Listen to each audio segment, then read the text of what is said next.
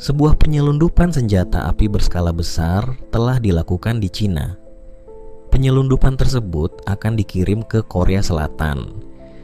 Namun sayangnya aksi mereka disadari pihak pemerintahan, sehingga beberapa polisi dikirim demi menghadang truk tersebut. Akan tetapi semua polisi dibantai malam itu. Pemerintah Tiongkok sangat serius dalam menghadapi masalah ini. Bahkan mereka tak segan-segan mengeksekusi pihak yang terkait dalam penyelundupan tersebut. Pada akhirnya mereka akan mengirim salah satu peserta pelatihan untuk dikirim ke Korea Selatan demi membereskan masalah ini secara diam-diam. Sementara itu, Sohan adalah seorang agen swasta Korea Selatan. Saat itu salah satu polisi wanita mengembalikan uang perawatan rumah sakit yang pernah dibayar Sohan sebelumnya.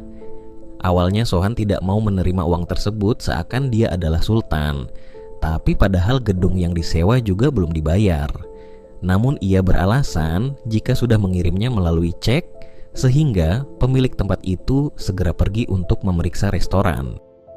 Di sebuah restoran Cina yang berada di Korea Selatan, pertemuan dilakukan antara agen Chao yang berasal dari Tiongkok dengan agen yang masih di tahap pelatihan. Wanita itu diberi identitas palsu dengan nama Yudahi. Misinya kali ini adalah untuk menangkap penyelundupan senjata yang dikirim dari Tiongkok ke Korea Selatan. Setelah itu, agen Chao juga menemui agen Ama yang merupakan agen rahasia Korea Selatan untuk meminta bantuan secara non-resmi. Setelah bernegosiasi, akhirnya agen Ama bersedia membantu dengan tawaran akan dikenalkan informan Rusia. Namun pertemuan mereka justru tertangkap kamera dan diminta saling berciuman layaknya sepasang kekasih. Setelah kejadian tersebut, agen Ama menemui Suhan untuk menyewa tempatnya dengan harga fantastis. Lalu saat kembali, agen Ama sempat menyelamatkan kereta bayi milik nenek-nenek yang tergelincir ke jalan. Namun naasnya dia ditabrak truk. Sedangkan kereta bayi itu hanyalah berisi anak anjing. Di keesokan harinya, Dahe mendapat alamat yang mengarah ke tempat Sohan dengan alasan akan melakukan pertemuan bersama agen rahasia untuk bekerja sama, sehingga mengira kalau Sohan adalah agen rahasia tersebut. Sohan yang melihat uang begitu banyak tentu langsung setuju demi mendapat bayaran mahal. Padahal ia sendiri tidak tahu pekerjaan apa yang harus dilakukan. Dahe merasa tempat itu tidak aman untuk membahas misi mereka. Namun bagi Sohan, tempat tersebut sangat aman sehingga Dahe mulai menjelaskan semuanya. Tetapi pemilik tempat itu kembali muncul untuk menagih biaya sewa. Secara otomatis Sohan membayarnya dengan uang pemberian Dahe selama 3 bulan ke depan. Saat Dahe kembali menjelaskan para pimpinan penyelundup, lagi-lagi seseorang kembali muncul. Kali ini seorang ibu-ibu meminta bantuan untuk mencari anaknya yang hilang. Dia bernama Dorothy, bukan anak sungguhan melainkan anak anjing. Tapi dengan imbalan emas batangan sehingga membuat Sohan tergiur akan kasus tersebut dan berjanji akan mencarinya. Setelah itu, Dahe kembali menjelaskan kalau targetnya adalah Pak Dongsi yang diduga ikut peran dalam penyelundupan senjata. Kasus yang terlalu besar membuat Sohan merasa kalau bukan tugasnya. Namun ia sadar bahwa Dahe bukanlah polisi, melainkan pasukan khusus sehingga berencana akan kabur jika keadaan tiba-tiba memburuk. Namun Dahe juga mulai ragu dengan kemampuan Sohan dan berencana kabur juga jika keadaan memburuk. Ia berencana akan menari dengan Dosik untuk mengambil ponselnya. Demi menggali informasi mendalam, sehingga Sohan menyuruhnya memakai gaun agar tidak terlihat mencurigakan. Namun, di keesokan harinya, hanya dirinya yang datang dengan memakai gaun. Ternyata semua itu adalah ulah Sohan untuk menjahilinya. Mereka telah dipasangkan untuk menari. Lalu tak lama kemudian, Dosik telah tiba, sehingga Dahe berusaha lepas dari pasangannya, demi bisa berpasangan dengan Dosik. Pada akhirnya, Dahe bisa menari bersamanya, lalu segera memindahkan ponsel Dosik ke celana Sohan. Namun sayangnya itu adalah ponsel lipat sehingga tidak bisa menyalin data. Sohan membaca beberapa pesan di ponsel tersebut lalu berusaha mengembalikannya ke pantat Dosik. Tak lama kemudian, Dosik mendapat telepon dari seseorang. Namun, tiba-tiba pria misterius muncul menusuk lehernya dengan jarum hingga akhirnya membuatnya tewas seketika. Dahe berusaha mengajak Sohan segera pergi. Namun, ia merasa tidak perlu sebab itu akan menambah kecurigaan. Hingga akhirnya mereka dibawa ke kantor polisi untuk diinterogasi. Kematian yang dianggap sebagai serangan jantung membuat mereka dibebaskan. Namun, pihak kepolisian akan mengawasi mereka secara diam-diam. Penyamaran mereka kali ini berakhir sia-sia mengingat Sohan tidak mendapat informasi apapun. Dahe juga sempat melapor bahwa rekannya bukanlah seorang agen rahasia. Namun, agen Chow memberitahu kalau bakatnya adalah merahasiakan, sehingga tidak ada yang tahu kalau dia adalah agen rahasia. Sementara itu, agen Ama telah dirawat di rumah sakit. Pihak rumah sakit tak bisa mengetahui identitasnya. Namun, suster mengaku pernah melihatnya di YouTube dan videonya menjadi trending saat pertandingan baseball dengan julukan homo. Semalam, bos klan rodeo telah ditembak mati. Dahe menduga senjata selundupan telah menyebar ke mafia dan gangster. Untuk mencari informasi itu, Sohan meminta uang tambahan 2 juta won. Tapi anehnya, ia justru mengajaknya ke peramal. Meski begitu, peramal tersebut mengetahui seluk-beluk dunia pergangsteran. Ia merasa klan rodeo tidak akan memasuk senjata dan hanya klan Kappa yang kemungkinan besar melakukan hal tersebut. 2 tahun lalu, klan Kappa pernah berseteru dengan geng Tiongkok. Lalu sebelum pergi mereka sempat minum jus pemberian si peramal. Akan tetapi jus tersebut sudah kadaluarsa. Kali ini tujuan Dahe adalah menyelidiki klan Kappa. Merasa kalau itu sangat berbahaya, Sohan sempat menolak. Namun setelah mendapat ejekan dari Dahe, Sohan justru meremehkan Dahe dan menentang untuk memukulnya. Setelah itu mereka menemui ketua klan Kappa. Sohan sempat memborgolnya dengan borgol terbaru miliknya. Namun tiba-tiba beberapa orang datang menyerang tempat tersebut menggunakan senjata api. Sohan melumpuhkan salah satu dari mereka. Namun sialnya ia harus menerima tembakan. Hingga akhirnya Dahe sadar kalau itu bukan luka tembakan, tetapi darah bekas mimisan sebelumnya. Setelah itu mereka segera pergi dengan membawa ponsel ketua klan Kappa. Namun setelah dijanjikan bayaran 10 juta won seketika itu membuatnya sangat bersemangat.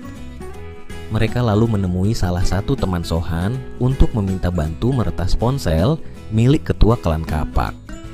Dari sanalah mereka mendapat alamat yang kemungkinan ada kaitannya dengan penyelundupan senjata. Namun di tengah perjalanan Dahe tiba-tiba sakit perut karena minum jus kadaluarsa sebelumnya. Setibanya di tempat tujuan, Dahe segera pergi ke toilet untuk buang air besar. Saat itu kepolisian telah memeriksa lokasi penyerangan terhadap klan Kappa. Setelah memeriksa CCTV, kepolisian menemukan Sohan dan Dahe, membuat detektif yakin kalau mereka mempunyai motif tersembunyi. Sementara itu, Dahe tak sengaja menemukan mayat di dalam kamar mandi. Diduga korban telah meninggal sejak 3 hari yang lalu. Ketika memeriksa identitasnya, dia adalah Kim Yong-gu, seorang kepala keamanan sekaligus makelar penyelundup senjata. Di dalam ponselnya juga terdapat petunjuk daftar eksekutif bernama Direktur Jun. Dan itu membuat Sohan teringat pesan ancaman dosik tempo hari yang ditujukan untuk Direktur Jun. Kini mereka berhasil menemukan fakta bahwa Direktur Jun adalah orang di balik penyelundupan senjata. Kebetulan besok Direktur Jun akan mengadakan perayaan di Hotel Alvin. Dahe dan Sohan berencana menyelinap ke acara tersebut demi menyelidiki Direktur Jun. Tapi gerak-gerik mereka benar-benar dalam pengawasan Badan Intelijen Negara. Identitas Dahe telah diketahui dengan nama asli Wang Aili. Choi sebagai atasan sangat yakin kalau Tiongkok mengirim agen pemula demi bisa menyalahkan pihaknya jika terjadi sesuatu. Di sisi lain, Sohan sedang bermain dengan Duduhu yang merupakan putra dari Bu Park. Saat itu Bu Park meminta agar menjauhi putranya, sebab Sohan dianggap sebagai penyebab kematian suaminya, di mana Sohan telah meninggalkan suaminya yang sekarat ketika melakukan misi rahasia di Thailand. Sementara itu, detektif merasa kesal sebab satpam kepolisian tidak mengenalinya dengan mobil baru. Padahal mobil itu telah berulang kali digunakan. Di sisi lain, Dahe dan Sohan telah datang ke Hotel Alvin untuk mengikuti perayaan. Namun, jas yang digunakan justru sama dengan penutup meja. Selain itu, Sohan telah melapor ke polisi tentang mayat yang ditemukan di toilet, sehingga kepolisian segera melakukan olah TKP. Tak lama kemudian, Direktur Jun telah tiba. Sohan dan Dahe mengaku sebagai anak adopsi Puerto Rico. Bahkan mereka menyapa dengan begitu hangat, yang mana itu dimanfaatkan Dahe untuk memasang penyadap. Namun kedatangan klan Kappa telah terdengar Direktur Jun, yang mana klan Kappa datang untuk membalas kematian pimpinannya. Direktur Jun sebagai pimpinan klan Rodeo mengarang cerita seolah preman gangbu yang membuat kekacauan ini agar klan Kappa dan klan Rodeo bertarung demi mendapat keuntungan. Sehingga klan Kapak langsung memesan 100 pistol untuk membantai preman gangbu. Hal itu pun didengar jelas oleh Dahi. Namun salah satu anak buah Direktur Jun mengenali Sohan yang sempat mengganggu dalam penyerangan ketua klan Kapak sebelumnya. Hal itu pun membuat Dahe mulai panik dan segera mengajaknya pergi. Ketika hendak melarikan diri, mereka harus menghadapi pasukan Direktur Jun dan Dahe harus melawan pria berotot. Sedangkan Sohan berusaha melawan 3 pria sekaligus. Tapi salah satu dari mereka membawa pistol sehingga tidak ada pilihan lain selain menyerahkan diri. Saat diinterogasi, Johan mengaku hanya detektif swasta yang diajak Dahe mencari Kim Yong-go. Namun dia telah tewas di toilet sebelumnya. Karena tidak ada kaitan dengannya, Direktur Jun berjanji akan membebaskan mereka. Tapi sebelum itu, Sohan harus membunuh semua polisi yang berjaga di kantor. Akan tetapi, Sohan menolak dan segera melakukan perlawanan. Kejadian itu pun membuat kepolisian segera bertindak. Sedangkan Sohan telah kembali ke Hotel Alvin untuk menjemput Dahe. Namun sayangnya Dahe tidak ditemukan dan justru tertangkap kepolisian yang mengepung tempat tersebut, sehingga ia dibawa ke kantor polisi untuk diinterogasi. Sohan mengaku telah bekerja sama dengan Badan Intelijen Negara demi menangkap penyelundup senjata. Namun detektif tidak percaya dan menyuruh segera menghubungi rekannya. Meski rekannya sudah ditangkap, namun ia tetap dipaksa menghubungi Dahe. Dan ternyata Dahi menjawab panggilan tersebut seolah semua baik-baik saja dengan mengaku sedang dalam perjalanan pulang. Namun, detektif merasa sangat mustahil jika BIN bekerja sama dengan agen swasta. Tak lama kemudian, anggota BIN datang untuk berterima kasih kepada Sohan yang memimpin operasi penyelamatan di Thailand. Ternyata dulunya Sohan adalah pimpinan pasukan khusus 707. Untuk masuk ke pasukan tersebut sangatlah sulit dan Sohan sendiri merupakan instruktur pertarungan jarak dekat. Dari sanalah Sohan baru mengetahui kalau Dahe bukanlah anggota BIN, melainkan agen Kementerian Keamanan Negara Tiongkok. Dan tujuan pengiriman Dahe bukan untuk menangkap penyelundup senjata, melainkan untuk dikorbankan. Hal itu pun membuat Sohan teringat operasi penyelamatan di Thailand yang harus mengorbankan temannya sendiri, sehingga ia berniat akan menyelamatkan Dahe. Namun pihak BIN tidak peduli dengan urusan agen luar negeri, asalkan tidak merugikan kepentingan negara.